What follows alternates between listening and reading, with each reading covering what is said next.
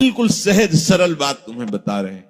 भगवत प्राप्ति करने के लिए अपने आप को जैसे हो वैसे के वैसे प्रभु के चरणों में लिखित दे दो। कहां से लिखित? हृदय से। अब आपका प्रश्न उत्तर नहीं बनता है। आप अंदर से शांति से बैठकर, ये ब्रह्म मुहूर्त का समय है, मेरे बनाए ना बनेगी कोटि कल्प लो। हे प्रिया, आप तो जान रही है, हमारी दशा देख रही, बस मैं जैसा हूं, जैसा मेरा तन है, जैसा मेरा मन है, जैसी मेरी चेष्टा है, जैसा मेरा स्वभाव है, मैं पूरा का पूरा अपने आप को आपके चरणों में समर्पित करता हूं। ठीक है, अब अगर बिल्डिंग की खिड़की तोड़ी जाती है, नई खिड़की लगानी, तो तुम्हें परेशानी क्या है? समझ रहे हो? यहां ऑपरेशन होना है, यहां परेशानी है, ये रोग है, ये इन्फेक्शन है। अब आपका प्रश्न कैसे बनता है?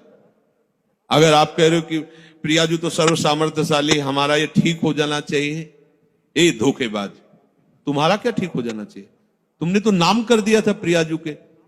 आप सोचो कितने हम लोग बेईमान, प्रभु से बेईमानी करते हैं। उन्हीं की वस्तु है, अपनी मान ली। इस भूल मिटाने का परिणाम होगा परमानंद। भूल जो तुमने कर ली, वैसे तो दंड मिलना चाहिए। प्रभु की वस्तु पर अपना अधिकार, अपना स्वामित्व कर रहे हैं, चलो, पर भूल मिटा दी तो उसका परिणाम होगा परमानंद। अब आपका प्रश्न नहीं बनता।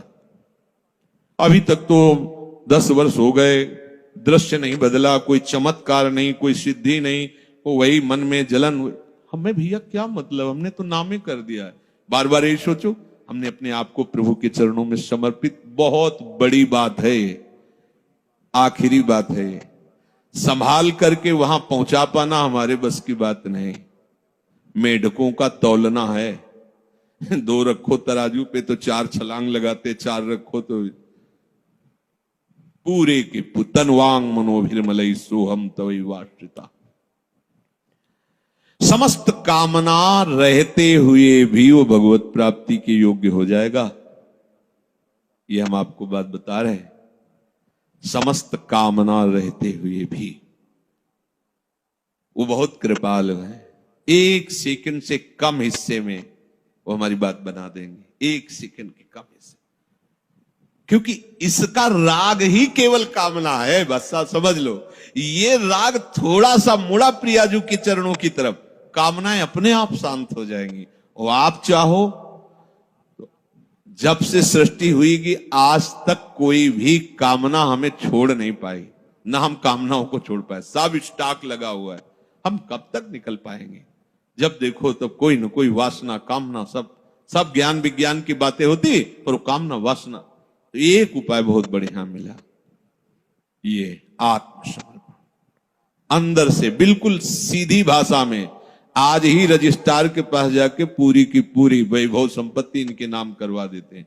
यहाँ के रजिस्ट्रार हैं रसिक जन, और यहाँ की संपत्ति है एक एक श्वास प्रियाजू के चरणों। अब हमारा अधिकार नहीं, चाहे नरक भेजो चाहे स्वर्ग भेजो, पर इस बात को पकड़ो तब होगा। नहीं तो अभी बात ये होती, थोड़ी देर में इतने प्रश्न के चिट्ठे आ जाएंगे।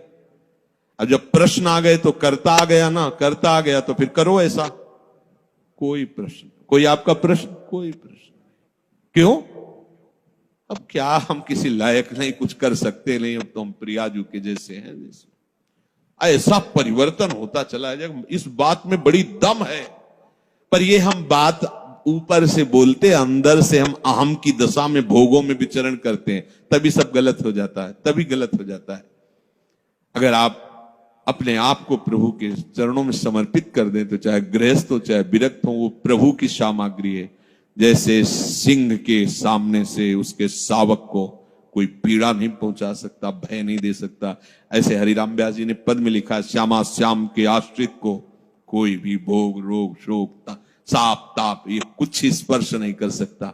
हाँ, शरीर में होगा, लेकिन प्रियाजू ऐसी ऊंचाई पे बैठाल देंगी कि ये सब साप ताप राग रोग शोक आदि स्पर्श ही नहीं करेंगे। वो अपने आप में संतुष्ट रहता है, प्रभु के विधान में संतुष्ट रहता है। अब हम सब प्रभु के विधान के, हम क्यों नहीं देखते प्रभु के विधान को? हम क्यों मांगे फैला रहे हैं? हम क्यों अपनी बातें रख रहे हैं? हमारी यही समझ में नहीं आता। अब तो मौन होने का अवसर है, कुछ बोलने का अवसर नहीं, ना प्रार्थना करने की जरूरत है। ये मकान हमारे नाम करवा दिया, तो अब रोज आके प्रार्थना करने की, देखो ये जाला नहीं लगना चाहिए, देखो इसकी खिड़की सुरक्षित रखना, देख दबका के भगा दिया जगत। अब तेरे को क्या मतलब, मैं इसमें जाला ही फैला दूं, तेरे को क्या मतलब। ऐसे ही अब हमें प्रार्थना की भी जरूरत नहीं। प्रभु इज्जत रखना, प्रभु स्वस्थ रखना, प्रभु हमारा कल्याण कर मत करो, हमारा कुछ है ही नहीं।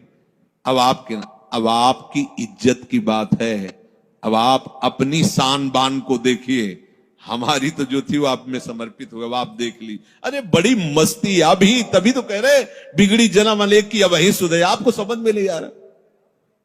कह देंगे हाँ अभी मैंने कह दिया श्यामा से, और 2 मिनट बाद बात करेंगे तो देखो बुद्धि कहां स्थित है, केवल अहंकार में, देहाभिमान में।